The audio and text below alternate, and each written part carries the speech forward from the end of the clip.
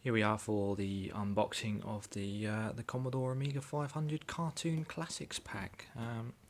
Hope you're looking forward to this as much as I am. Here we go.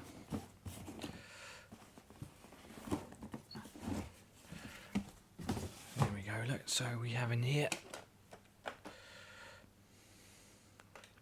we've got a dragon controller pad there.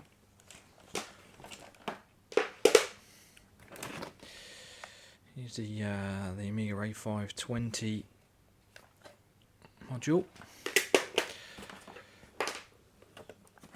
Now we have an external 3.5-inch floppy drive.